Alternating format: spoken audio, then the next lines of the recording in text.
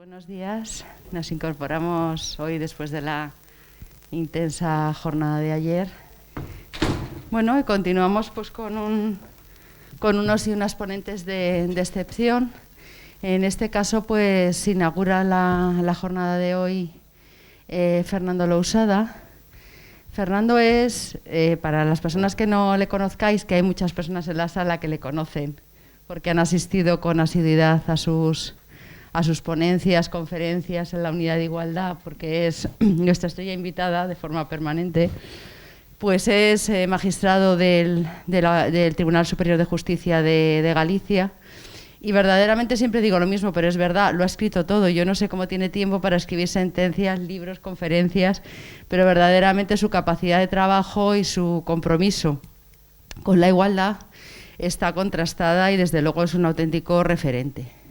Os tengo que decir que si alguien quiere saber de la materia que nos ocupa en el ámbito jurídico, pues es obligado leer sus libros sobre juzgar con perspectiva de género y el último sobre la prueba, ¿no?, que ahora nos explicará.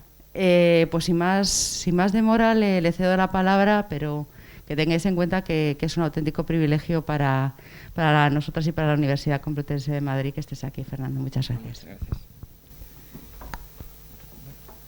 Supongo que me puedo sacar esto, ¿verdad? Mientras esté hablando. Sí. Perfecto. Bueno, buenos días a todas y todos. Y es un placer estar aquí pues en estos cursos de verano de la Universidad Complutense. Y muchas gracias en particular a Magdalena y a Isabel por haber contado conmigo para poder impartir esta charla que va sobre la construcción del derecho a vivir sin violencia de género como un derecho fundamental. La verdad es que hay muchas cosas que comentar, pero creo que la primera de ellas pasa por identificar, obviamente, lo que es la violencia de género. Pues normalmente en España la asimilamos de una manera muy específica a la violencia dentro de las relaciones de pareja, en el matrimonio, dentro de las relaciones de pareja o es pareja. Y realmente es un concepto muchísimo más amplio. He intentado en algunas ocasiones pues detallar todas las violencias de género que existen de manera totalmente ejemplificativa, ¿no? Pero os puedo asegurar que nos llevaría un buen rato o comentar todas ellas, empezando pues por la más típica, que es la violencia de género tal como la conocemos en España, que a su vez puede ser de carácter físico, psicológico, sexual, reproductivo, social, económico, patrimonial, y últimamente también se habla de la violencia vicaria. Todos y cada uno de estos fenómenos son diferentes y podríamos empezar a explicarlos y veríais las diferencias de cada uno de ellos, ¿no? Pero también la violencia puede cometerse dentro del ámbito de la familia y en particular la violencia sexual con abusos sexuales a niñas, situaciones incestuosas. Se habla también muchas veces del feminicidio. El feminicidio puede ser el ataque a las mujeres. Se habla de feminicidio íntimo cuando existe una relación entre el agresor y la víctima, pero puede no existir ningún tipo de relación. Es el caso de los crímenes de Ciudad Juárez, pero históricamente la caza de brujas se viene considerando también un supuesto o un posible supuesto de violencia de género. Eso se conoce como generocidio, porque no se ataca a una persona directamente. Los delitos sexuales en toda su extensión, como os podéis imaginar, algunos de ellos, como las violaciones grupales o las violaciones por sumisión química, han tomado una triste fama, ¿verdad? La violación también se ha instrumentado en los conflictos bélicos, y después ya otros delitos como más clásicos, que algunas aún estudiamos, el estupro, es el acceso carnal consentido con una persona que según la ley no tiene capacidad para prestar consentimiento, el rapto, que es el secuestro de una persona, obviamente una mujer, con la finalidad de deshonrarle y obligar a casarse con ella, ¿no? es el rapto de la novia, las mutilaciones genitales, la esterilización forzada de mujeres, que lo vemos parece como muy, bueno, cosas de la Alemania nazi, ¿verdad? Pues no, en el norte de Europa era una práctica legal. Cuando estoy hablando del norte de Europa me refiero a los países escandinavos, que normalmente tienen este halo de avance en este tipo de temas. Se esterilizó forzadamente a mujeres de determinadas etnias con los lapones, en Estados Unidos y en Canadá también con indias. Y bueno, digo que parece que está lejano en el tiempo, pero os recuerdo que hace nada se acaba de derogar la posibilidad de esterilización de personas con discapacidad, que en un 90% eran mujeres, y se estaban haciendo unas 100 esterilizaciones al año, en España. El abuso de medicalización y la patologización de los procesos naturales es lo que se conoce como violencia obstétrica, la segregación social de determinadas mujeres, los matrimonios serviles, bueno, que tienen una definición específica en el derecho internacional, los matrimonios forzosos, últimamente la violencia relacionada con la exigencia de la dote, los crímenes de honor.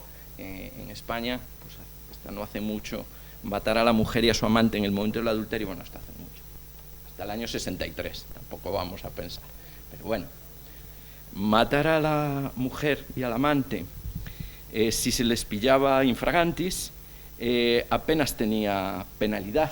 Eso sí, los tenías que matar a los dos. Si mataba solo a uno no valía. Sí, era así como estaba en el Código Penal. El adulterio está penalizado en muchos sitios, y en algunos se castiga con la lapidación. La marginación social de las viudas, todos hemos leído, y todas seguramente, pues La Vuelta al Mundo en 80 días, que a Auda, la princesa, la salvan de un sati, que es la inmolación de la viuda después de... Bueno, la marginación de las madres solteras y de sus hijos, algo que realmente pues aún hemos vivido en España. La sustracción de bebés a madres supuestamente solteras, pues supuestamente que no le iban a dar una buena vida, los abortos forzados, los abortos selectivos, que pues los hemos visto en China hasta hace poco con la política del hijo único, que ahora la han superado, ¿no? La trata de personas, la servidumbre doméstica, que es una forma contemporánea de esclavitud, en la que también podríamos hablar, la utilización desviada de determinadas prácticas, como los matrimonios, los servicios au pair o las novias por correspondencia, que se utilizan a veces para encubrir pues trata de personas, los trabajos forzosos usualmente asumidos por mujeres, que de vez en cuando, pues aún durante esta pandemia surgió al parecer una red de cuidados, creo que fue en La Rioja, que se desarticuló. En Galicia aún no hace tantos años se desarticuló también una red de mujeres que estaban en maquilas en Coruña, o sea, en la provincia de Coruña, no era en México, que normalmente asimilamos esto a México o a Bangladesh, ¿verdad? Bueno, después ya la lesbofobia, que no es exactamente lo mismo que la homofobia, ¿verdad? Porque en la lesbofobia se suele manifestar en muchas ocasiones con lo que se llaman las violaciones correctivas, es decir, a las lesbianas se las viola para que aprendan lo que tiene que ser una relación sexual normal, entre comillas, ¿no? Y por eso se las viola. Están muy extendidas en algunos países, ¿eh? Bueno, y ya entramos con toda la gama de acosos, que es una gama importante. Bueno, últimamente también añadiría, fijaros, que ya no, también tiene otro anglicismo, que es las relaciones sexuales consentidas con preservativo, pero que durante la relación sexual el hombre decide retirar el preservativo. Está generando también problemas de penalidad en nuestro país, ¿no? Pues bueno, ya digo, toda la gama de acosos, el famoso stalking, que es el que pues se ve en la famosa canción de Police, ¿no? El Every Breath You Take, te estaré vigilando, ¿no? Todo el tiempo, pues eso es un stalking, ¿no? el embaucamiento de niñas o mujeres adolescentes, que se conoce como grooming. Aquí la cantidad de anglicismos que nos han invadido pues es importante, ¿no? La difusión de imágenes sexuales obtenidas legítimamente en el contexto de una relación que luego se rompe, que es lo que se conoce como el revenge porn, es decir, la sextorsión, y luego ya el acoso sexual en el trabajo, que puede ser de intercambio, que puede ser cuando es el quid pro quo, tú me das un avance sexual y yo te doy un avance laboral, que puede ser un acoso ambiental, el acoso también puede ser sexista, y desde luego dentro de estas prácticas novedosas, bueno, pues el acoso callejero, del que últimamente también se está hablando tanto, y dentro de estas prácticas, ya digo, novedosas, ha cogido también un triste éxito el upskirting, que es fotografiar inadvertidamente a las mujeres por debajo de la falda, pues van por la calle con el móvil y van fotografiando en el metro y ya van fotografiando este tipo de cosas. Bueno, quizá he sido, y podríamos seguir hablando y detallando todas estas conductas para ver cómo son, pero creo que es oportuno traerlas a colación, aunque sea solo como enumeración, porque a veces se dice, bueno, hombre, es que esto, lo escuchamos a veces, esto de la violencia contra las mujeres, que también hay violencia contra los hombres, violencia en general contra los seres humanos, ¿verdad? Bueno, yo creo que el hecho de que todas estas conductas existan no es una casualidad en la realidad. ¿Cómo va a ser posible que de pronto exista esta casualidad? No existen en la realidad de la vida este tipo de casualidades. Debe existir una explicación común, y yo creo que esta explicación común ya la habréis adivinado, ¿no? Pues es el género. El género, que son efectivamente los estereotipos sociales que están asociados al sexo de una persona. A veces se dice que las personas tenemos género, masculino, femenino o variado, ¿verdad? Realmente género, como se utiliza o como se utilizó tradicionalmente en la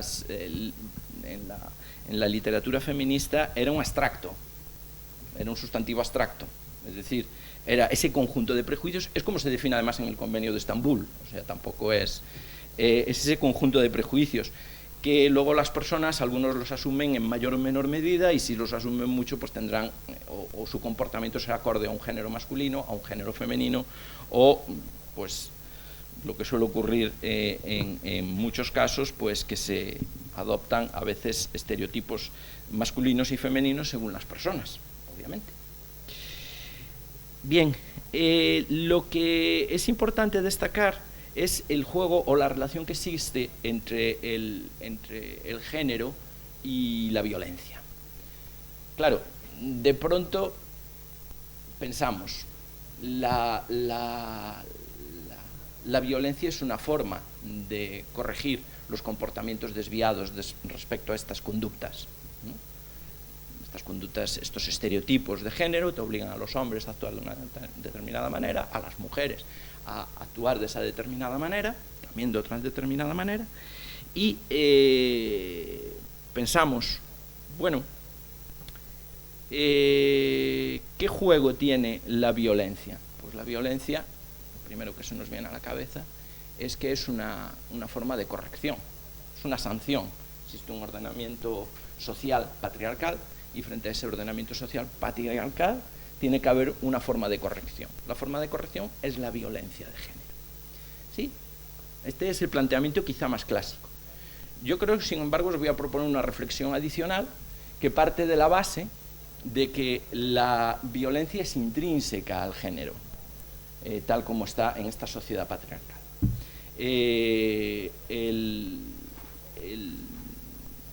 La violencia contra las mujeres el género se construye sobre una situación de dominación de los hombres o de los valores masculinos y una sumisión de las mujeres o de los valores femeninos. No es algo que os esté diciendo yo, bueno, como jurista, yo simplemente os digo, es lo que está en el artículo 1 de la Ley Orgánica de Violencia de Género.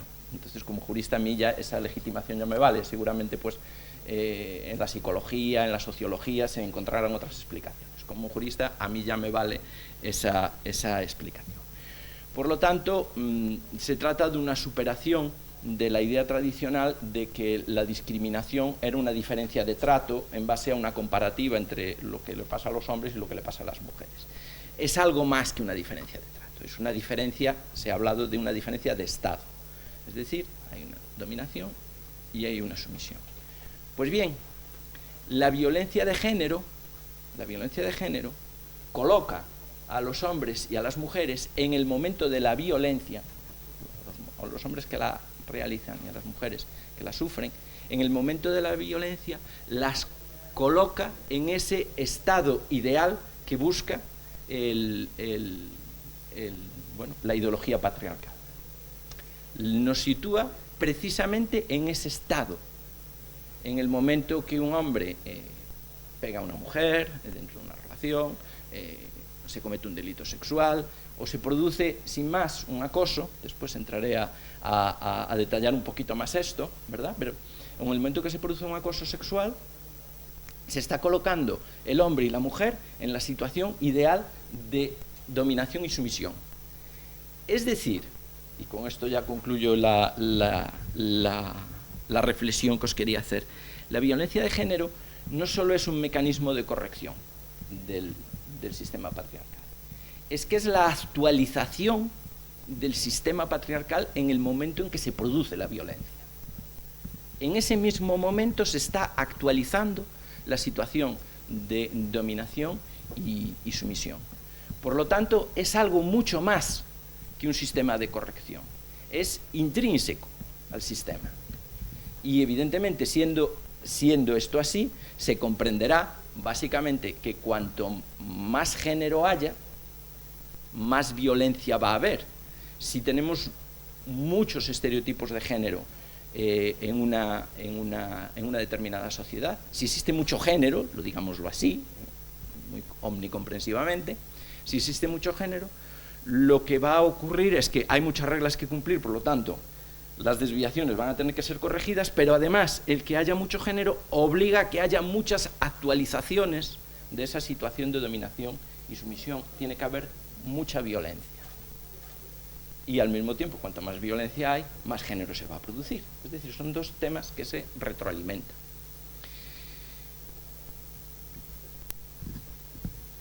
El género, por lo tanto, tiene este valor, tiene una serie de funciones. La violencia de género tiene una serie de funciones básicamente dentro de este sistema. Decía, bueno, cuando escribió Simone de Beauvoir su Segundo sexo, en el año 1949, no existía todo este concepto del acoso, ¿no? Pero si lo leéis, tiene un párrafo que a mí siempre me gustó especialmente, porque bueno, está detallando lo que es un acoso. Y viene a decir un poco que el espíritu creador, dice, ¿por qué se cuestiona? ¿Por qué hay tan pocas mujeres artistas, literatas o filósofas? Y dice que el espíritu creador necesita libertad.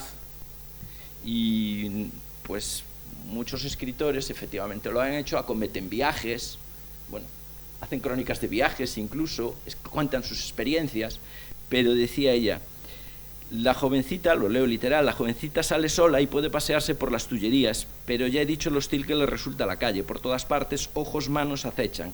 Si deambula distraída con el pensamiento al viento, si enciende un cigarro en la terraza de un café, si va sola al cine, pronto se producirá un incidente desagradable. Tiene que inspirar respeto por su vestimenta, por su aspecto. Esta preocupación la clava al suelo y a ella misma.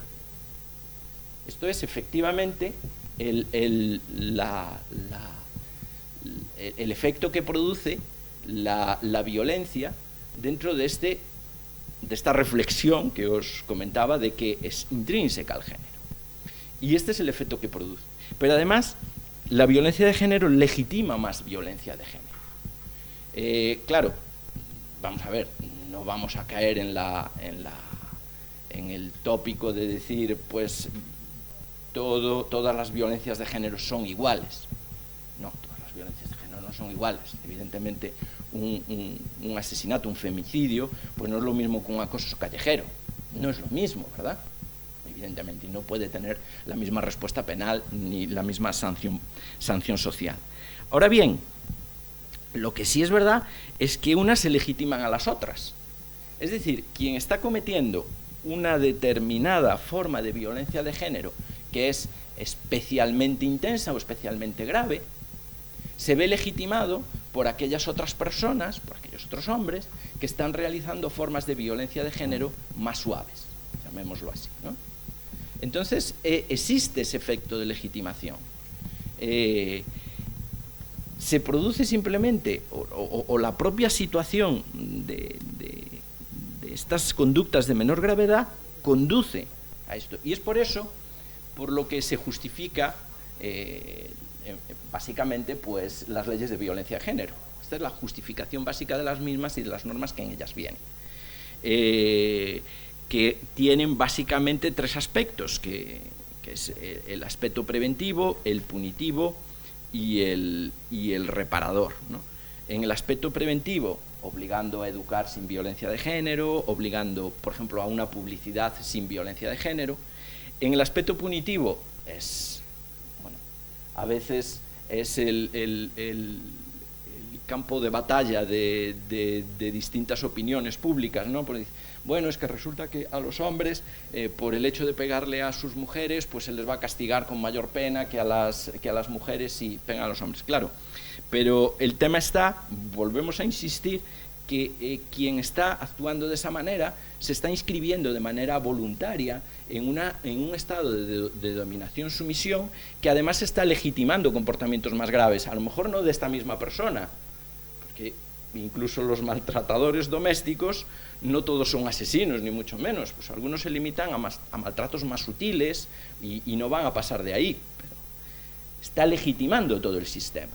Y de ahí viene que si no existe una desproporción exagerada con las penas, que no existe, la legislación pueda tomar en consideración esa circunstancia para un mayor punición. Y también en el aspecto reparador.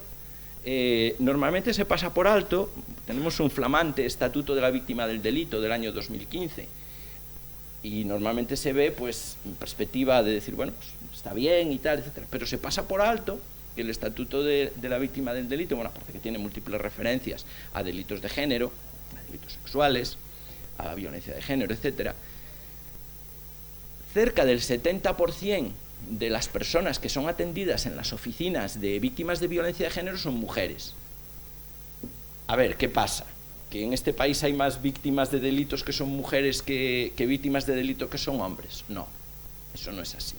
Pero los delitos que sufren las mujeres victimizan más, precisamente por todo esto que estamos comentando, victimizan más que otro tipo de delitos.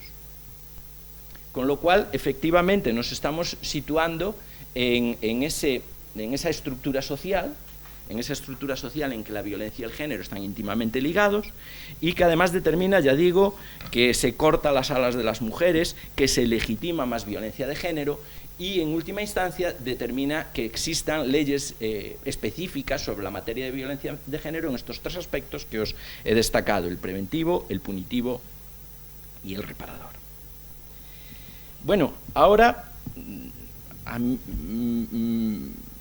voy a ver un poco, porque lo hemos estado viendo un poco en la teoría, hemos visto todo esto en la teoría, pero voy a aplicarlo a una cuestión más concreta, que además no la escojo de causalidad, es verdad que es una cuestión a la que yo le tengo especial, una temática a la que le tengo especial, bueno, me he dedicado especialmente a ella, que es la del acoso sexual.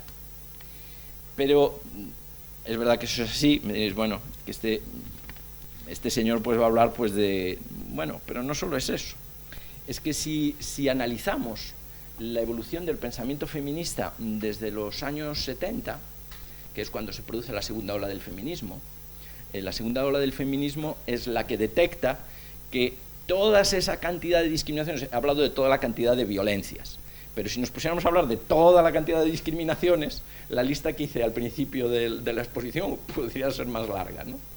Entonces, dice, vamos a ver, todo esto no puede ser casualidad, es que no es racional que esto sea casual. Y entonces han identificado el elemento común, que ya lo he dicho, es el género, ¿no? Y su implicación con la violencia. Pues bueno, esto se hizo en los años 70, precisamente por las feministas de Estados Unidos. Y la primera violencia de género que detectaron fue el acoso sexual. Os recuerdo que en el año 1979 se hizo o se dictó, se aprobó la Convención para la eliminación de todas las formas de discriminación contra la mujer. Es, diríamos, la Carta Universal de Derechos de las Mujeres, sobre las cuales se ha construido, desde el punto de vista internacional, toda la legislación y la práctica que tenemos en todos los países, bueno, por lo menos son los más avanzados, pero en general en el mundo. Fue a raíz de esta convención, como cuando se hizo una serie de reuniones quinquenales. La cuarta de ellas es la más conocida, es la Cuarta Conferencia Mundial de Beijing, en el año 95, y son las que han determinado todo este cambio, han introducido la perspectiva de género, en fin, todo esto que conocemos. Pues, decía, la convención, con todo lo importante que es, no tiene ni una sola palabra de la violencia. Ni una sola palabra. ¿Por qué? Porque en el año 70 todavía no se había elaborado el concepto de violencia de género. Fijaros que estamos, como quien dice, a la vuelta de la esquina. Algo que ahora tenemos todos y todas perfectamente asumido, pues aquella pues no existía violencia de género. Yo siempre cuento una anécdota, que en una reunión con jueces portugueses, dice, hace más de 20 años, pues uno de ellos decía: pues tienen ustedes un problema en España, había sido con aquello del asesinato de Anorantes, que fue uno de los primeros, tal. Tienen ustedes un problema muy serio en España. En cambio, en Portugal no tenemos violencia de género. A lo que yo le contesté: no, lo que no tienen en Portugal es estadísticas, que son cosas diferentes. Ahora bien, violencia de género, pónganselo a mirar. Y efectivamente, claro, en Portugal hay violencia de género. Pero bueno, esto es a lo que venía diciendo, que hubo que visibilizarlo, que ni siquiera la convención, la CEDAW, la convención CEDAW, hablaba de la violencia de género. Y que la primera forma de violencia de género que se detectó por el feminismo fue el acoso sexual. Por eso lo quería destacar. Y claro, me diréis, ¿y por qué el acoso sexual? Vamos a ver, porque el acoso sexual conecta de manera directa con el concepto de género, con la violencia como forma de actualización de la situación de dominación-sumisión. Y esto se ve más claramente, fijaros, en el acoso sexual desde una perspectiva teórica y práctica, se ve más claramente que en ninguna de las otras formas de violencia de género.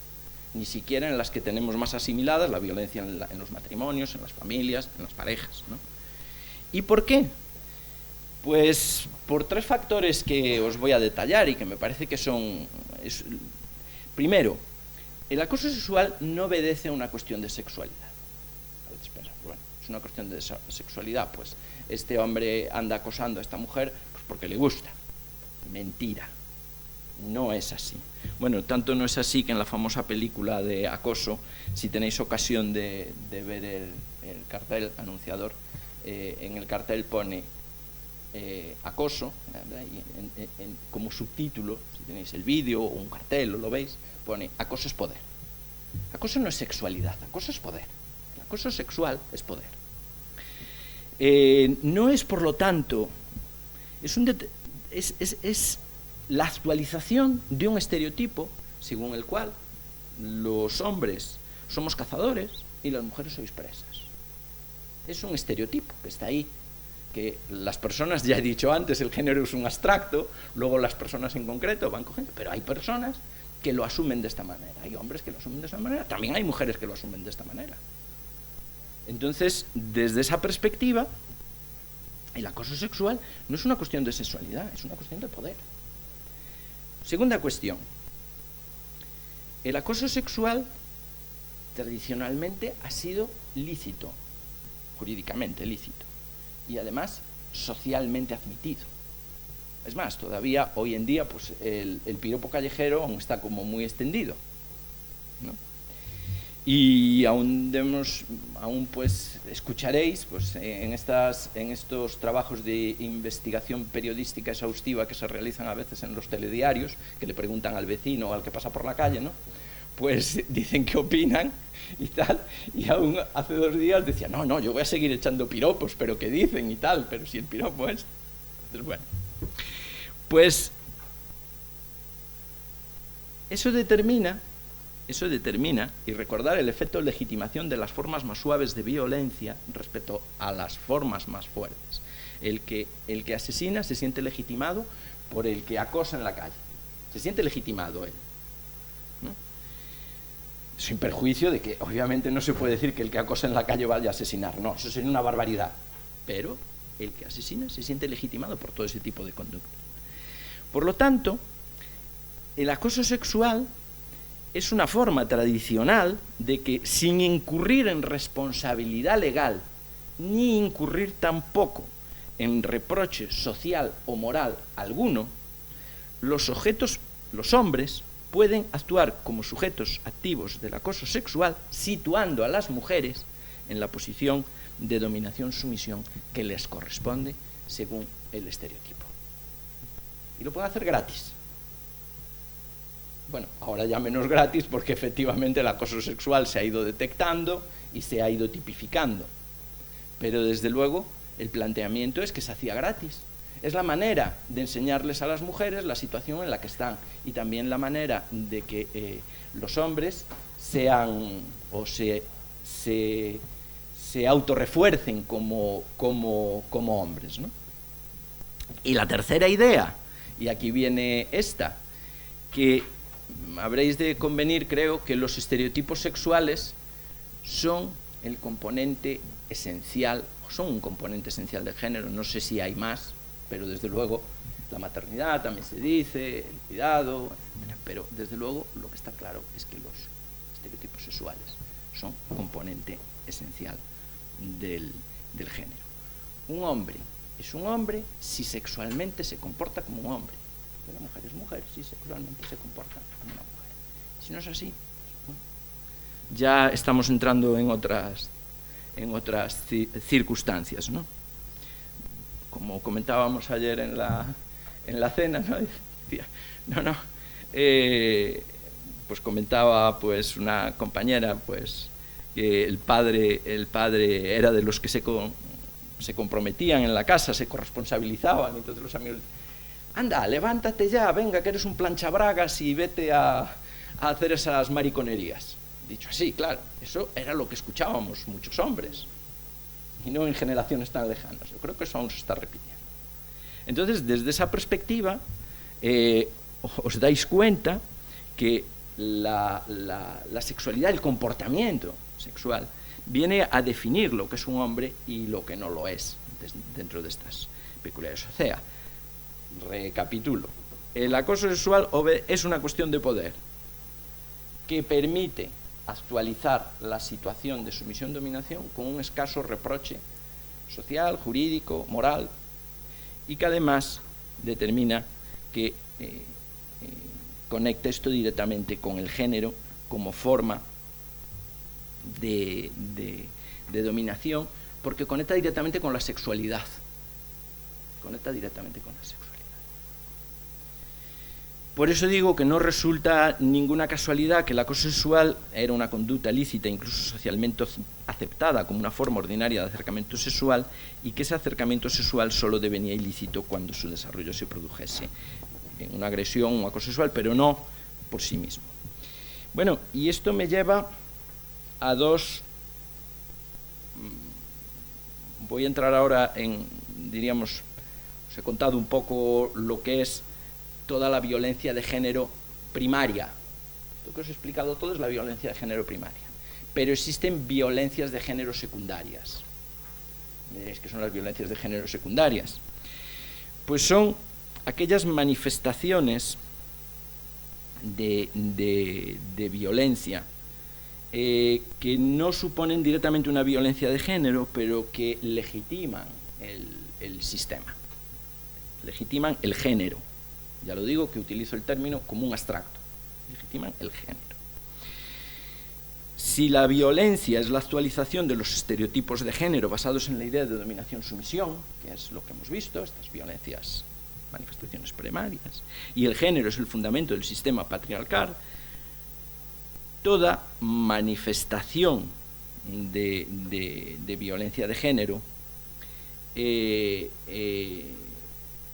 puede encontrar en un sistema patriarcal, ya digo, espacios de legitimación más o menos amplios.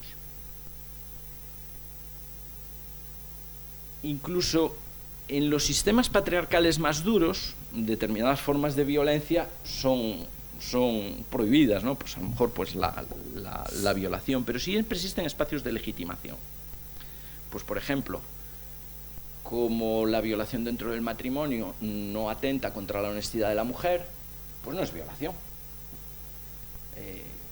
Yo cuando estudié Derecho Penal, todavía había un autor que decía que no era violación. Sí. Afortunadamente eso ya se estaba empezando a superar, pero no penséis que se superan tan fácil esas cosas. Y decía, violar a prostitutas, tampoco, porque como es un delito contra la honestidad, las prostitutas no tienen honestidad, por tanto no pueden ser violadas. Entonces, estos son estos espacios de legitimación. Y estos espacios de legitimación total o parcial de las manifestaciones primarias de violencia de género en un sistema patriarcal, dentro de esta idea es cuando se entienden estas manifestaciones secundarias. No voy a hacer una enumeración, como digo, ya es ejemplificativa siempre, ¿no? Pero quiero detallarlo un poquito, ¿verdad? La primera, la violencia estructural. La violencia estructural no es una violencia directa contra la víctima, pero sí está limitando, está determinando, pues que la víctima no ejerza sus derechos. Pues por ejemplo, el ejemplo paradigmático es incitar a la víctima a no denunciar la violencia, porque te vas a meter en una serie de líos, porque esto ya se sabe cómo funcionan las cosas no funcionan bien, eso es verdad, pero esta forma, la escasa credibilidad que vas a tener, bueno, y además encima vas a perder el honor porque van a saber que has sido víctima de un delito. Existe también la violencia simbólica, que es, bueno, a veces la vemos en la publicidad, ¿verdad? La transmisión de imágenes o mensajes en los medios de comunicación de masas, dudosos cuando menos, ¿no? Dentro de las formas de violencia estructural a veces se habla de la violencia normativa, cuando el ordenamiento jurídico no reconoce normativamente pues la situación de violencia o no la penaliza adecuadamente. Se habla de la violencia institucional, cuando son las instituciones, la policía no atiende adecuadamente a las víctimas, la judicatura no atiende adecuadamente a las víctimas, se banalizan las denuncias, en fin. Al lado de esta violencia estructural existe otra forma de violencia estructural muy ligada a esta, que es la victimización secundaria. Es decir, las mujeres acaban siendo las culpables. La mujer que denuncia acaba siendo la culpable, porque el papel de buena esposa, hombre, ya se sabe que de vez en cuando, pues decía, es famosa la frase de Miguel Lorente, ¿no?, que estuvo aquí ayer, pues de aquello de mi marido me pega lo normal, ¿no?, que fue una frase que le escuchó a una víctima, ¿no?, de violencia, como diciendo, hombre, me pega un poquito, pero es lo normal, entonces ahí no pasa nada, ¿no? Y claro, pues al fin y al cabo, es que bueno, a ti te violaron, vale, sí te violaron, pero es que, hombre, es que ibas ahí con una minifalda o ibas ahí con una provocación que no viene, que no es, o sea, o simplemente un acoso sexual en el trabajo. Hombre, menudo ambiente de trabajo que se va a hacer ahora, pues esto mejor no denunciarlo, o mejor vamos a intentar otra. Bueno, el siguiente grupo de violencias secundarias son las represalias que a veces padecen las personas que apoyan a las víctimas. Habitualmente son familiares, personas allegadas, pero puede ser simplemente personas defensoras de ONGs, defensoras de derechos humanos, de organizaciones de mujeres. Ese también es otra forma de violencia, que además últimamente está generando otra forma de violencia, de la que no hablé al principio, pero bueno, ya dije que iba a ir un poco a uña de caballo, que es los discursos de odio por razones de género, que suelen sufrir, bueno, los vemos, hombre, a veces piensas, hay discursos de odio realmente, y otras veces hay, a veces, pues, que a lo mejor no llegan a tanto como discurso de odio, pero que son especialmente reprobables. Pues aún hace poco, pues en Galicia, pues un cargo público, pues en relación a las mujeres de la oposición, dijo, bueno, esas nos vienen vestidas a veces con vestidos de leopardos y cosas así. Porque, bueno, es una señora que vestía a veces pues de una manera llamativa, y que está en todo su derecho, e hizo ese comentario. Bueno, no creo que esto llegara a calificarse de delito de odio, obviamente, pero los delitos de odio sí van en esta línea. Es muy habitual que las políticas o las mujeres de cariz público, ¿no?, pues se vean sometidas a veces a consideraciones de no tienes ni idea de lo que estás hablando, tú ahí no te mereces estar ahí, y eso a veces genera también un efecto negativo en las propias víctimas. Estoy hablando de las represalias, ¿no?, de como forma de manifestación, pero genera un efecto negativo de las propias víctimas, que es lo que ellas, cuando llegan a una... Es tal el discurso general que cuando llegan a una determinada posición que puede ser de éxito, ellas mismas consideran que no lo merecen. Eso es lo que se conoce como el síndrome del impostor, que realmente lo identificó una psicóloga americana en relación con lo que le ocurre a las mujeres, que llegan a una determinada posición y no se lo piensan, no, aquí me han nombrado, no sé. En fin, es precisamente por esta violencia, por estas formas de represalia. Y ya el cuarto y último de los que voy a hablar, formas de manifestación secundaria, que me parece que es especialmente relevante, es el negacionismo de la violencia. El negacionismo de la violencia es violencia de género, secundaria, pero violencia de género. Se dice, bueno, pues es que no existe la violencia de género. Bueno, o sí existe, pero solo en la medida que sea parangonable con la violencia que puede sufrir un varón. Bueno, otros ejemplos más rebuscados también parten de la idea de que pasan por considerar que la violencia existe también contra los hombres en la misma medida. Y claro que existe violencia contra los hombres, pero ¿cómo se va a negar esa realidad? Eso es verdad. Pero el problema del negacionismo es que niegan el concepto de género, que es lo que explica toda esta construcción. Lo niegan. Y si lo negamos, no entendemos nada. Si lo negamos, no entendemos nada. Y desde el momento en que lo entendamos, entendemos todo. Y entendemos también, como ya he dicho antes, que las leyes de violencia de género aparecen legitimadas precisamente por esa situación de dominación, sumisión, que yo os insisto, está en el artículo 1 de la Ley Orgánica de Violencia de Género. La violencia de género existe con unas características propias que, si las desconocemos, no la vamos a poder ni prevenir, ni sancionar, ni reparar. Ejemplo muy sencillo. Evidentemente, existe violencia mafiosa, existe violencia terrorista, existe violencia racista, sí, pero si negamos que esas formas de violencia tienen un elemento común, bueno, entre ellas, no entre ellas, sino cada una tiene una explicación propia, la violencia racista en los prejuicios racistas, la violencia mafiosa en la lucha contra las organizaciones criminales, o la violencia terrorista en la lucha contra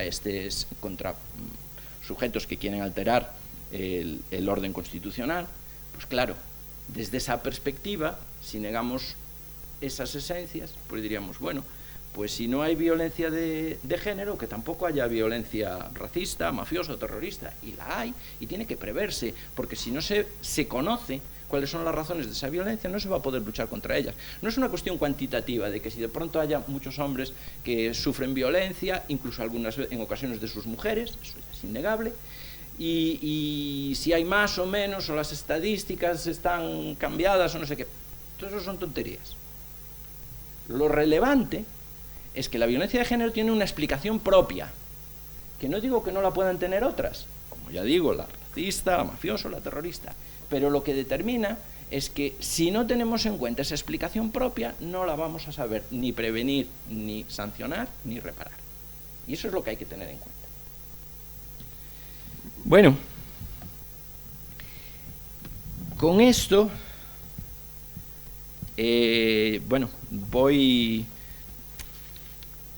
con esto he explicado un poco la teorización más general. Ahora, bueno, al fin y al cabo, la ponencia es el derecho fundamental, ¿no? Pues ahora vamos a ver sobre la base de todo esto, pero es que si no comprendemos todo esto, no vamos a entender lo que queremos.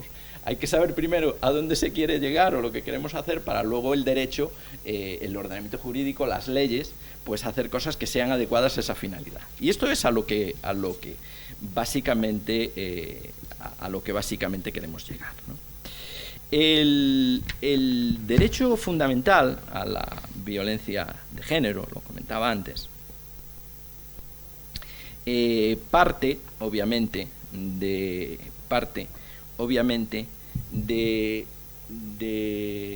una serie de consideraciones.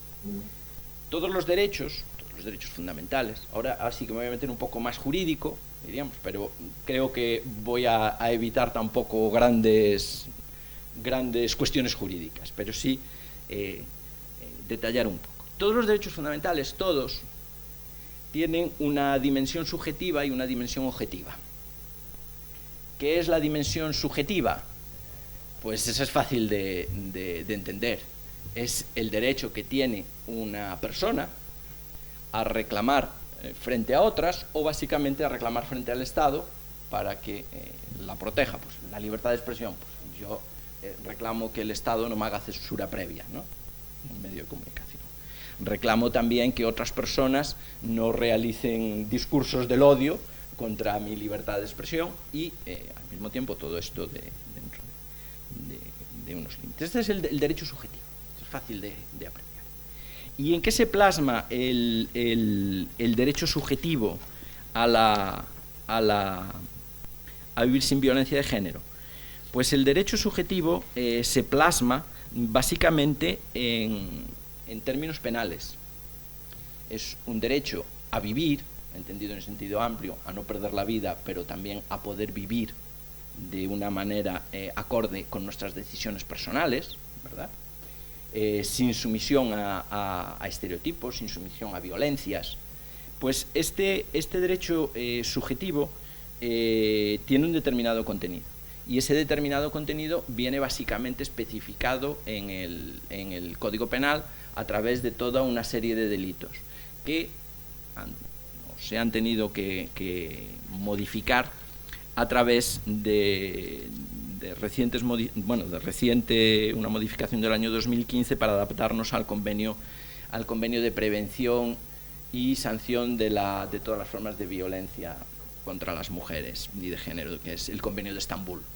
Lo habréis escuchado en la prensa en más de una ocasión, que es el convenio de Estambul para aquí, es el convenio de Estambul para allá. El convenio de Estambul aún no está plenamente implementado en nuestro ordenamiento jurídico. En el año 2015 se hizo una primera implementación en donde se introdujeron algunos de las conductas en las que yo os he comentado antes, como el stalking, el grooming, los matrimonios forzosos, en fin.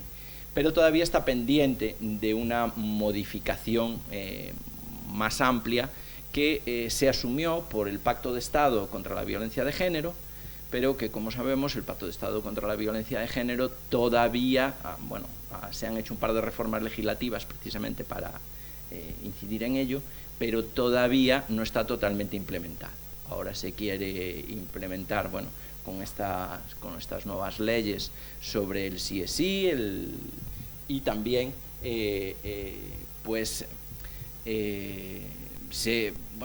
están cayendo modificaciones legislativas a veces a cuentagotas. Se quiere regular también el acoso callejero.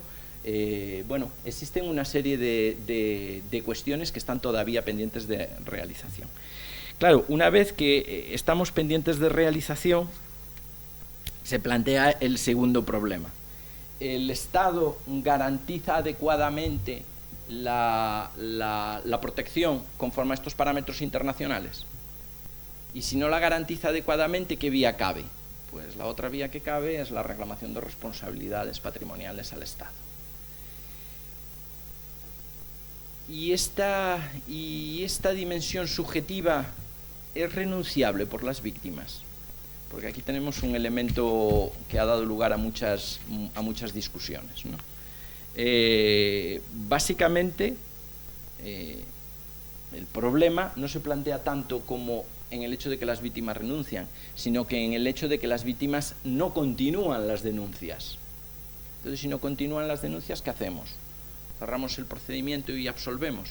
Es un problema que no solo se plantea en España, se plantea en todos los países en donde hay delitos de estas características. Y la solución, bueno, el Convenio de Estambul ya marca que todas las formas de violencia de género que en él se regulan, salvando los supuestos de acoso, todos son de oficio, es decir, aunque la víctima perdone o no continúe la denuncia, el delito, la instrucción tiene que continuar hasta el final y o debe haber condena.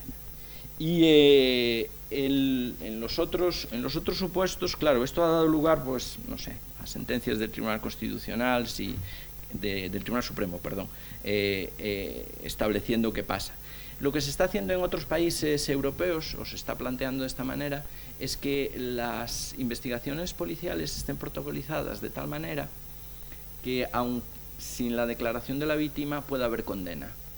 Es decir, lo habitual en estas cosas por parte de los cuerpos policiales, hasta hace no mucho tiempo, era: llega la mujer, bueno, se le toma declaración y ya está, pim, pim, pim, pam, y ala, con base en eso se lo mandamos al juzgado y el juzgado que condene.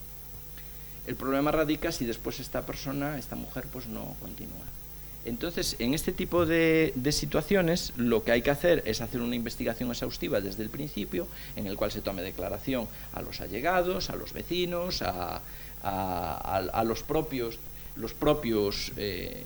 policías instructores de la denuncia, tal, y sobre la base, aunque falte esta declaración de la víctima, se pueda llegar a condenar en base a todas las demás declaraciones.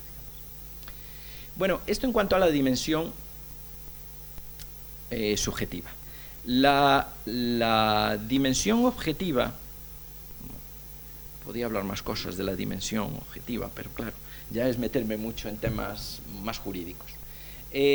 La dimensión subjetiva, me voy a parar un poquito más en ella, porque la dimensión subjetiva, la dimensión objetiva, el tema que plantea, es de un alcance importante. La dimensión objetiva obliga a tomar en cuenta toda esta situación de violencia de género a la hora de aplicar las normas, tanto en supuestos de violencia de género como en cualquier supuesto en que efectivamente pueda surgir un estereotipo. Esto es lo que se conoce en la dimensión como cuando se aplica a la función judicial, juzgar con perspectiva de género o enjuiciamiento de género. Eso se corresponde con esta dimensión objetiva. Es importante tenerlo en cuenta porque normalmente, y voy a hacer aquí, a ver si me da tiempo, un pequeño paréntesis para que veáis la importancia de la dimensión objetiva. La dimensión objetiva evita el juzgar con perspectiva de género, pero en general actuar con perspectiva de género en todas las actuaciones públicas, ¿no? Determina que no se tomen o que se expulsen de la decisión prejuicios. Y precisamente en determinados supuestos, y voy a volver con el acoso sexual porque me parece que es otra vez ejemplo magnífico, en determinados supuestos los prejuicios se infiltran en la actuación de los poderes públicos y también en la actuación de la sociedad, o sea, tampoco es. El caso del acoso sexual, el hecho de que durante tanto tiempo se vea incluso como lícito, determina que precisamente sea un campo minado para la introducción de prejuicios. Y la introducción de prejuicios opera en muchísimos ámbitos. Opera en el ámbito del propio concepto de acoso sexual, opera en el ámbito de la reparación del acoso sexual y opera en general también en el ámbito de la prueba del acoso sexual. Esto va a pasar así con el acoso sexual, va a pasar con todas las violencias de género, ¿eh? Simplemente lo estoy poniendo como ejemplo, porque me parece, vuelvo a insistir, que al ser un prototipo, pues me parece que eso se ve muy... Va a pasar en todas las violencias de género, ¿eh? Vamos a ver, la introducción de prejuicios distorsiona el concepto. Es muy habitual, volvemos otra vez a la misma, bueno, es que el acoso esto es de una cosa de atracción sexual, ¿no? Pues vamos, y lo sexual va hacia una determinada actuación lasciva o libidinosa, ¿no? En cambio, si a una mujer, a una mismo que te puedes encontrarse, pues han dado casos, más de una vez, había un caso muy sonado que salió incluso en la prensa y que ocurrió en Valencia, pero hay otro también interesante que ocurrió en Galicia hace poco, ¿no? Pues era una chica que un día venía de juerga a las 6 de la mañana o así, se subió en el autobús para irse para su casa y montó a otro chico en el autobús y quedó total y absolutamente prendado de ella. No le dijo nada en el momento, pero a partir de ahí empezó a ir a programas de televisión en donde diciendo, estoy buscando al amor de mi vida, estoy no sé qué, porque tal, hasta que el amor de su vida apareció y dijo, pero que este tío coñazo me deje de dar la lata, dejad los medios de darle portavoz a este rapaz. No sé ni quién es, ni me interesa, ni además me parece apropiado que se actúe de esa manera. Pero se había generado una situación. En Galicia pasó pues, muy poco, recientemente, que a un programa de televisión fue uno diciendo, bueno, yo claro, pues he roto con mi novia, pero quería volver. Bueno, un poco aquello como las cartas que se mandaban. Sí, pero bueno, aquel caso ahora antes que acabó como acabó. Sí, acabó como acabó, efectivamente. Pues esto fue hace nada en Galicia y no, los medios no ayudan, claro, y la llevaron al programa sin decirle quién iba a estar en el programa, le aparece de pronto este tal y le empieza a contar toda la historia y la chica pues claro, empezó a llorar, empezó tal, bueno, evidentemente generó una situación compleja y complicada para la mujer. Bueno, pues entonces se parte de la base que, claro, como hay una intención romántica, a veces jocosa, pues yo siempre pongo el ejemplo de un acoso sexual que consistió en que mientras la mujer se levantó la trabajadora se levantó de su puesto de trabajo, pues otro compañero de trabajo le introdujo como un salvapantallas una felación, que no pudo sacar de manera inmediata, sino que tuvo que llamar al técnico informático para que se la sacara de la pantalla. Entonces, es que era para echar unas risas. Bueno, el caso es que este caso, bueno, ya tiene unos añitos, pero este caso acabó diciendo, sí, hombre, era para echar unas risas, eso no es acoso. Judicialmente me refiero, se dictó sentencia diciendo que esto no es acoso. Bueno, yo no lo veo. El acoso se define por su ofensividad y no por el hecho de una intención más o menos romántica, jocosa. Pues bueno, en el momento en que introducimos esos prejuicios, bueno, aparte que no están en la ley, pues podría sacar aquí la definición de acoso sexual que está en la Ley Orgánica de Igualdad y no habla para nada de esto, del libidinoso, para nada, solo habla de ofensivo. También existe otra distorsión que parte de la base de decir, es una distorsión que además obedece a que asimilamos acoso con reiteración. Y tampoco en la definición de acoso sexual que viene en la Ley Orgánica de Igualdad, pero no os hablo solo de la Ley Orgánica de Igualdad, os hablo de la directiva comunitaria de la directiva comunitaria en la materia, os hablo del convenio de Estambul, os hablo del convenio 190 de la OIT sobre violencia y acoso en el trabajo. Ninguna de esas definiciones exige la reiteración, ninguna. Es más, lo que dicen esas definiciones es que habrá acoso en particular cuando haya esa reiteración, pero no necesariamente exige que la haya. En particular la habrá, obviamente me parece lógico, cuando hay reiteración. pero aunque no la haya, puede haber igualmente acoso sexual. Y se vuelve a incurrir en eso, nos encontramos con sentencias en donde se dice, bueno, pues, no ha habido reiteración, pero ¿cómo que no ha habido reiteración? Si no se exige en la ley. Pero los prejuicios, lo he dicho en alguna ocasión, los prejuicios tienen la virtualidad de que derogan las leyes. Son tan fuertes que derogan las leyes. En un momento pues, encuentras una sentencia que dice, y eso es histórico, no es solamente con relación a estos. Podría poner ejemplos históricos en que han incurrido pues la justicia de muchos países, ¿no? En fin, las distorsiones se producen también a la hora de la prueba. Y ya digo, estoy ejemplificando con el acoso, pero podría ejemplificar con cualquier clase de violencia. Pues, bueno, si la mujer no se ajusta a un modelo de víctima determinada, pues no ha habido violencia, no ha habido acoso, no ha habido violencia. Lo hemos visto muy claro pues en el caso de La Manada, ¿verdad? Pues la mujer actuó de una manera sometida a la violación que la agresión sexual que se estaba realizando. Y bueno, es verdad que el asunto, cuando llegó finalmente al Supremo, pues se dijo esa agresión sexual, o sea, se dictó lo que se tenía que dictar, pero yo recuerdo que incluso, que fue quizá lo que levantó más el voto particular de la primera sentencia, decía que no veía que la chica, pues, se hubiese opuesto de alguna manera. Se había sometido a ver si le gustaba. Si al fin y al cabo, ya lo dice el refrán, hombre, si las mujeres cuando dicen que no, es que puede. Si no dicen que nada, es que sí. Y si dicen que sí, es que son unas perdidas. Eso lo dice el refrán popular, ¿verdad? Pues ya está. Entonces, tienes que oponerte, porque si no te opones, si no adoptas ese modelo de víctima, que os daréis cuenta que es un modelo muy masculinizado, es una defensa inmediata frente a una agresión, una defensa activa, pues entonces no eres víctima, no hay delito, simplemente, sin más ni más, no hay que y el testimonio pierde credibilidad y por lo tanto ni siquiera hay delito.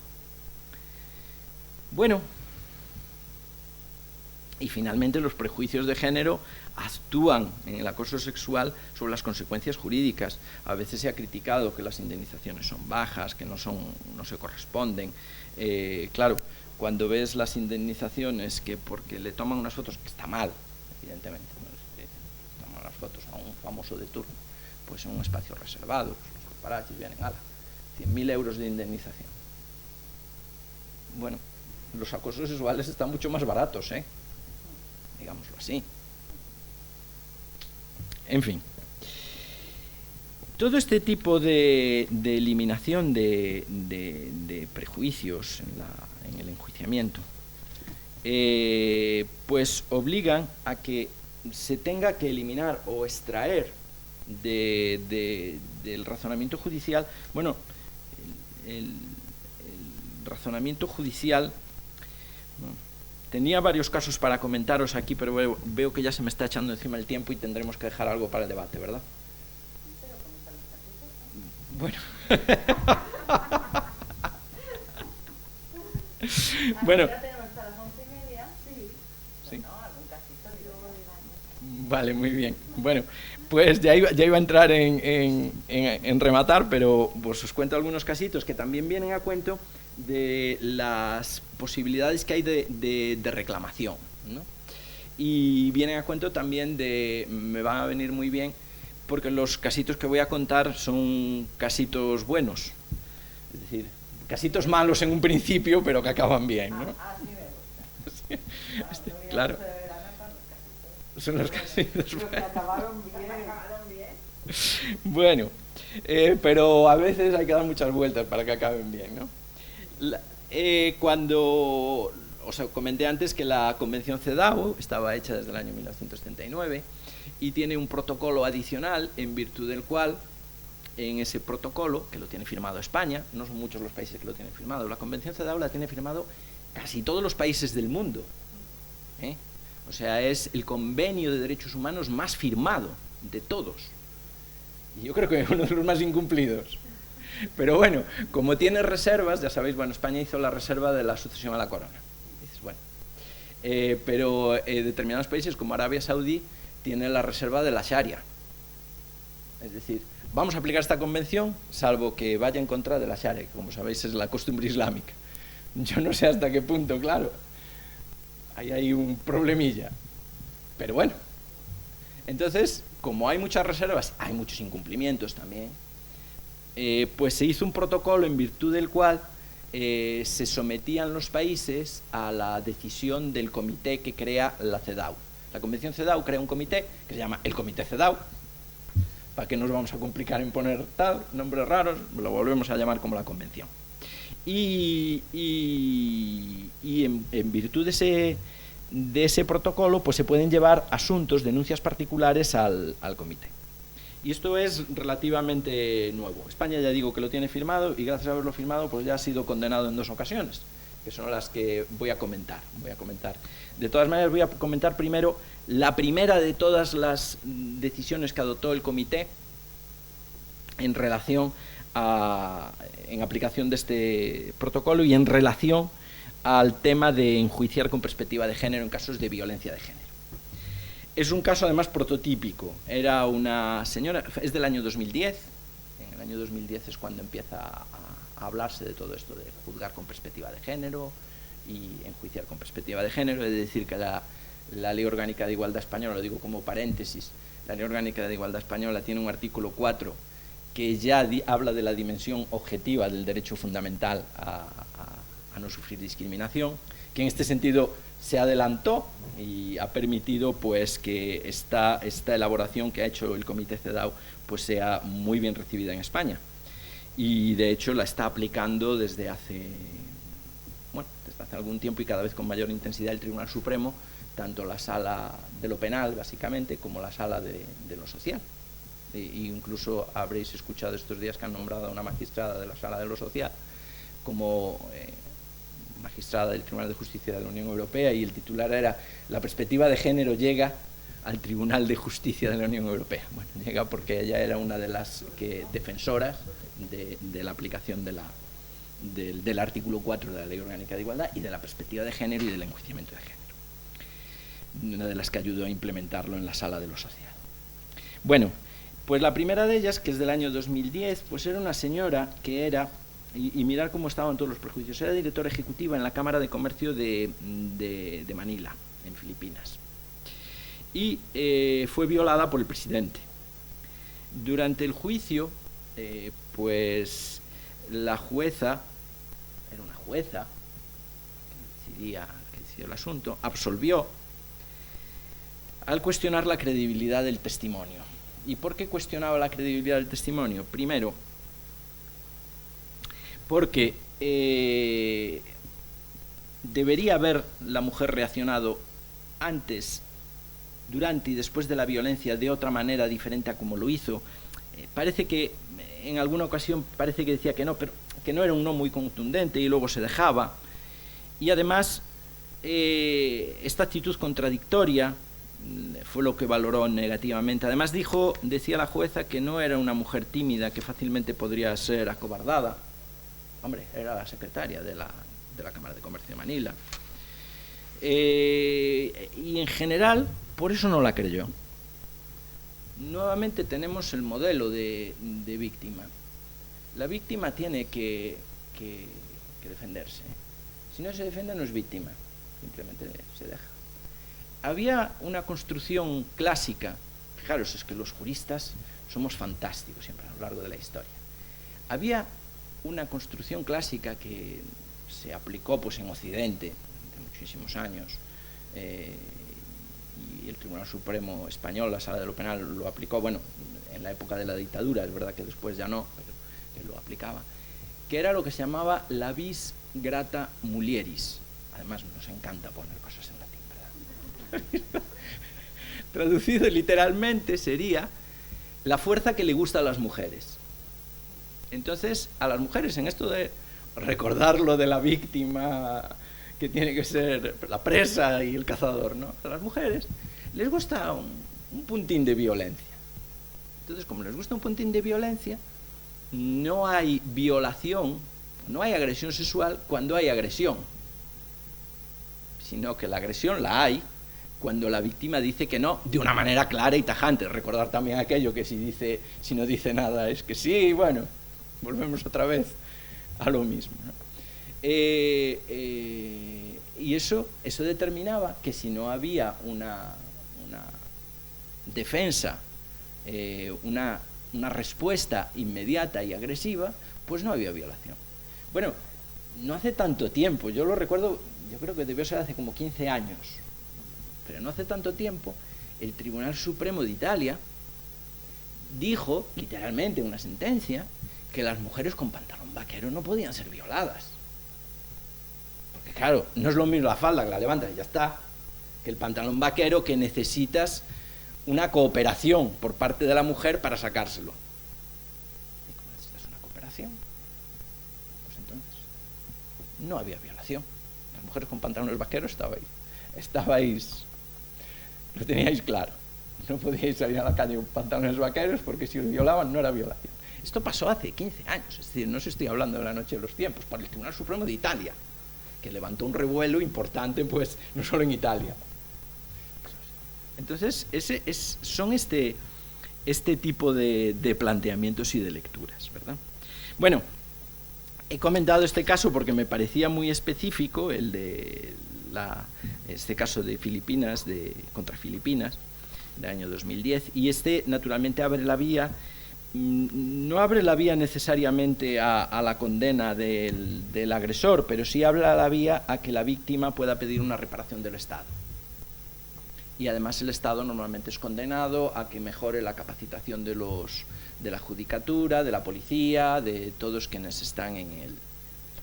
Voy a comentar los dos casos de España, que me parecen también relevantes, para que comprendáis bien cómo es esto de la perspectiva de género, enjuiciar con perspectiva de género, la dimensión objetiva, ¿no?, del derecho fundamental de que hablábamos.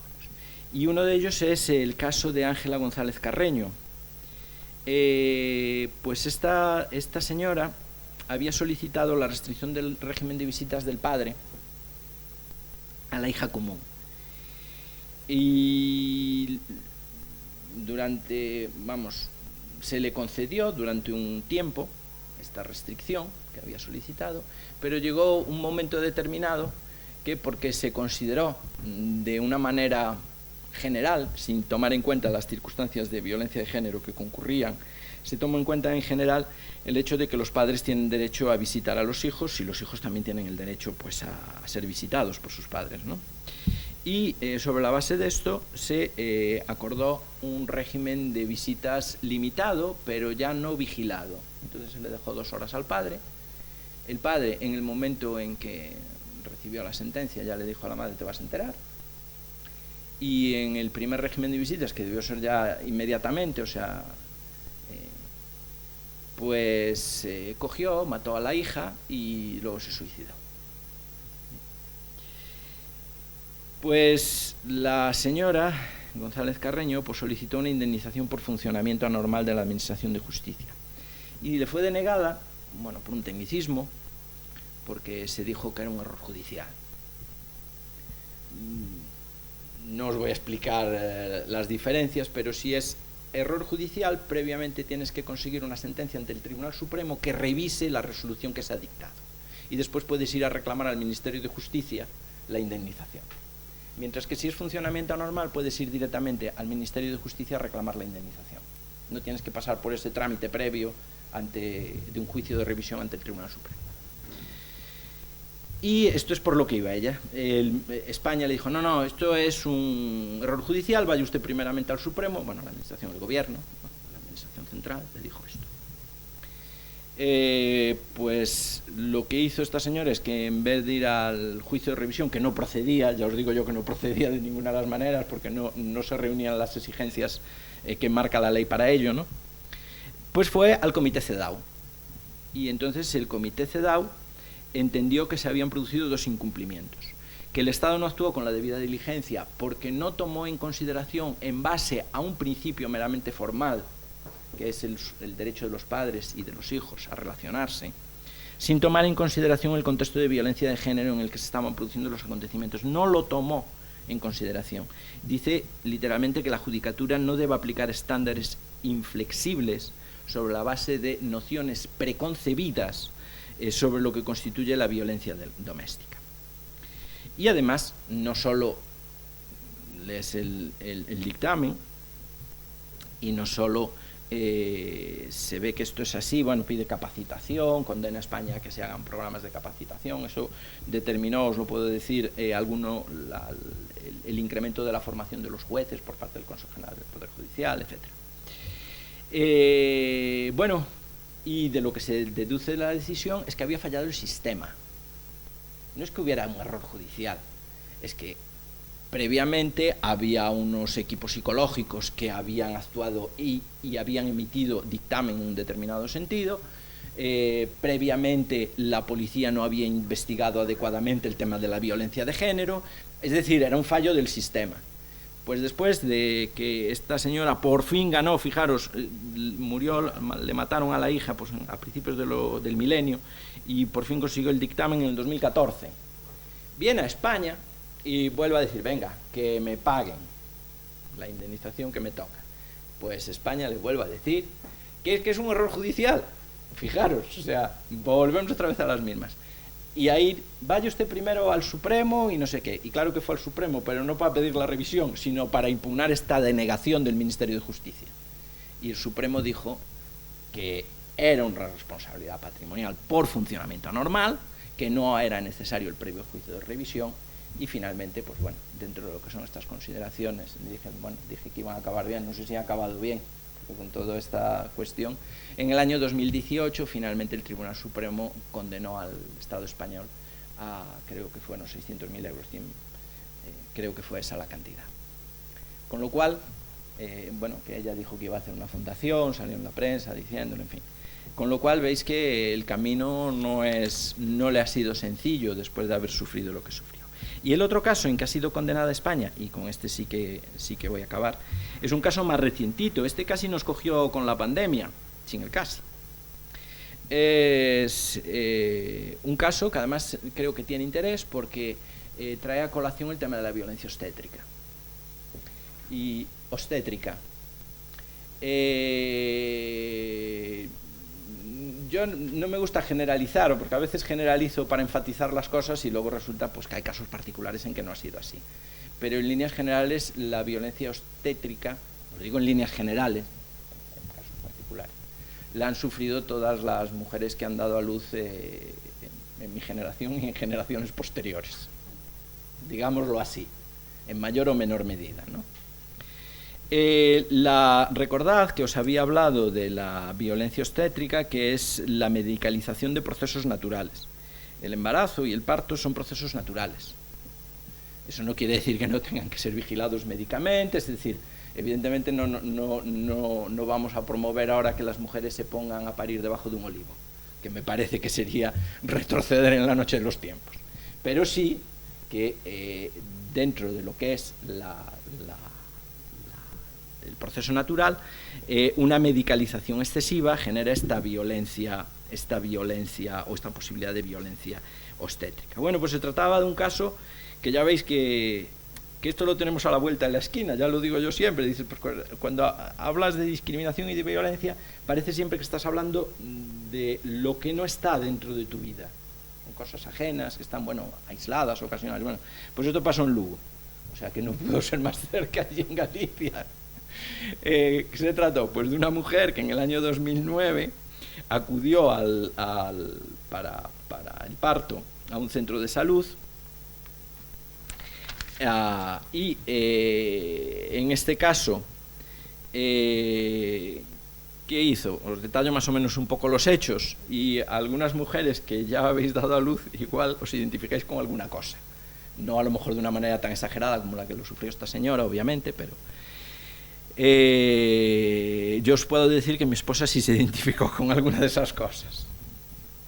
Bueno, la actora, que había llevado un embarazo sin problemas, acudió al hospital público a las 13:45 horas del 26 de septiembre por contracciones prodrómicas, que son contracciones que se te producen sin que sea inmediato el parto, sino que son unos previos días antes, donde estuvo ingresada, hasta que a las 6 horas del 28 de septiembre, fijaros que pasaron ahí, de la 1 de la tarde del 26 de septiembre a las 6 de la mañana del 28. Se le condujo al paritorio, realizándose en ese periodo un total de 10 tactos vaginales. Se le administró oxitocina y se le sometió a episotomía sin informarla previamente. Esto de someter a episotomía sin informar previamente es también bastante generalizado. No se permitió el acceso de su pareja. Tras el parto lo separaron de la hija. Episotomía es cuando, ya sabéis, te cortan y cortan. Sí, efectivamente. No te avisan, ¿eh? No te avisan. No te avisan. Pero lo que es peor, ni siquiera te hacen consentimiento informado. Bien. Es una forma de parto que genera pocos problemas desde el punto de vista médico. Desde el punto de vista del cuerpo de la mujer genera unos pocos más, pero para el médico pues es más seguro, diríamos. Pero claro. Pues dados los problemas derivados del parto, la bebé estuvo 7 días ingresada en la unidad de neonatología, la tora sufrió estrés postraumático, imposibilidad de relaciones sexuales durante 2 años. Y el comité constata que ni se debieron realizar tantos tactos vaginales, no se justificaba el empleo de oxitocina y no constaba el consentimiento informado de la señora para la episotomía. Sí, claro, por eso estoy diciendo que... A ver, que eso es lo normal. Claro, pero volvemos Es otra vez. un parto normal. La oxitocina y la episiotomía. Sí, Y que te dejan esperando con las contracciones hasta que le viene bien. pues sí. Bueno, Eso es lo normal. eso es normal. Ya dije que os ibais a sentir identificados. Mi marido me pega lo normal. Mi marido me pega lo normal, tal cual. Ay, bueno, lo relevante de este caso es que, bueno, pues la señora pidió indemnización de daños y perjuicios por el funcionamiento anormal del sistema sanitario, y los jueces, en este caso, el Tribunal Superior de Justicia en el que estoy, pero bueno, es decir que la sala de lo contencioso administrativo, no la de lo social en la que estoy yo, ¿no? Pues en la sala de lo contencioso administrativo y el juez de contencioso administrativo de instancia, pues dijeron que el médico es quien decide realizar o no la episiotomía. No le es necesario que haga ningún tipo de explicación, porque además es perfectamente comprensible que el padre no entre, porque se ponen muy nerviosos, ¿no? Pero dice perfectamente comprensible, ¿no? Que el padre no entre. Las lesiones psicológicas de la señora, pues oye, lo dice también literalmente, eran de mera percepción. Eso puesto en la sentencia. Claro, esto llega a la CEDAW, al comité CEDAW, y el comité CEDAW dice, hombre, aquí como que hay unas nociones estereotipadas, ¿verdad? Unos prejuicios que se están asumiendo sin más. Y ello no quiere decir que no pueda ser necesaria la episiotomía, la oxitocina o tal, en su caso. Pero hacerlo de manera generalizada, como ya os digo, es el modus operandi general del Servicio Gallego de Salud, creo que del Sistema Nacional de Salud de toda España. Pues es lo que plantea este tipo de problemas. Y con esto sí remato, pero diciendo que precisamente lo que se pretende enjuiciar con perspectiva de género no es un tema de darle la razón siempre a las mujeres a lo que digan. Que a veces se dice, bueno, esto se venga, vamos a darle la razón a las mujeres siempre en todo lo que digan, vamos a creer todo lo que digan. No es así. Enjuiciar la dimensión objetiva de este derecho, del derecho a vivir sin violencia de género, obliga a enjuiciar tal cual es la expresión enjuiciar. Enjuiciar es identificar unos hechos. Tú identificas unos hechos, unos son relevantes, dices que lo son, otros que te alegan las partes dices no son relevantes, esto no los tomemos en consideración. Por ejemplo, en lo que os comentaba antes, no ha habido reiteración, pues es un hecho que el hecho de que no haya reiteración no quiere decir que no haya acoso. O lo que dije antes, es que la intención era jocosa, me importa un bledo, eso es un hecho irrelevante. El hecho relevante es que hubo una ofensa a una mujer. Y de una vez que tienes identificados unos hechos, despreciando los que no son relevantes, pues tienes que valorar la prueba. Lo dicen nuestras leyes de procedimiento, todas y cada una de ellas, no es algo nuevo, conforme a las reglas de la lógica y la razón, conforme a las reglas de la sana crítica. Eso es lo que tienes que valorar. No tienes que valorar si no respondió de la manera que tendría que responder, si llevaba pantalones vaqueros. Eso no son cosas que tengas que valorar. Tienes que valorar conforme a las reglas de la sana crítica. No tienes que valorar tomando en consideración pues que provocó, o tomando en consideración que tiene un rango, como era el de la señora esta de Filipinas, que tiene un rango dentro de la organización que es especialmente, bueno, no es, dice, prejuiciosamente se dice, es que hombre, como era la secretaria no se iba a dejar fácilmente. A ver, esos son prejuicios todos en la valoración de las pruebas. Y también existen prejuicios, luego nuevamente, en la aplicación del derecho. Pues os los he explicado también a lo largo de la exposición, decir, bueno, pues como los delitos, estos son contra la honestidad, pues como son contra la honestidad, pues no hay violación dentro del matrimonio. O si la hay, es una violacioncilla, vamos a decirlo así, ¿no? Es una cosa que no hay que castigarlo tanto como otro tipo de agresiones sexuales.